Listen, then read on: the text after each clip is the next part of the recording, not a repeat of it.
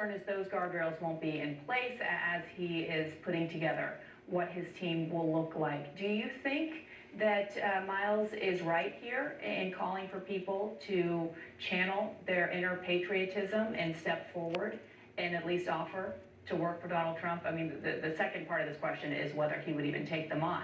But even the first part, do you think those people are out there?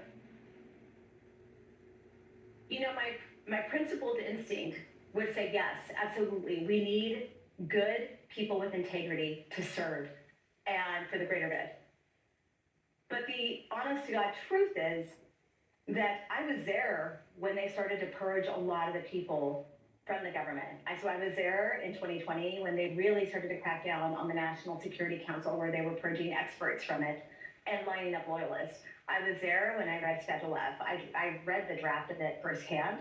I'm very aware of it. I know that they will implement it. So their plan is to purge anyone that doesn't line up with their agenda and purge people from their expertise because they want to control it.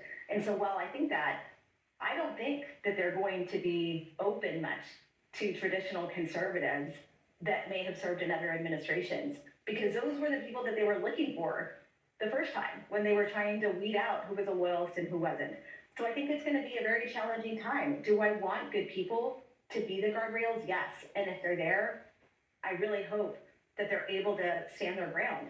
But I also think that we're in a situation here where every move is going to be scrutinized. And I already lived that. And I'm telling you this because myself and many of my colleagues were already very aware of that. And we were already trying to pay attention to what we were saying in meetings, how we were working on things, because we were being watched and scrutinized every single day. That's what it was like to work in the first Trump administration. And it'll be so much worse the next time around. Olivia, in the minute we have remaining, I'm just wondering, all of these warnings, Americans were made aware of by people like yourself, by people who were in the room with the former president, by Republicans, John Kelly, you name it. And yet more than half of the country chose to vote for him too. I know there are a number of issues, whether it's the economy, whether concerns about immigration and security. Those are all very important issues. Well, I'm honestly disappointed in my fellow Americans who made this decision. And I do think that it's actually a lack of information, a lack of understanding of what this truly is. And I think, when we look at the definition of democracy and how people define democracy, I don't think a lot of people define it in the same way. And so I think there's a certain population that really they're looking at kitchen table issues. They're looking at the price in their grocery stores, and that is what they're voting on.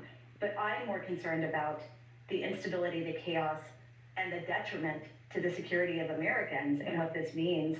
And at some point, I think they're going to look and be like, okay, yeah, the price of eggs, I was really worried about that. But now I have all these other things happening in my country that are frightening.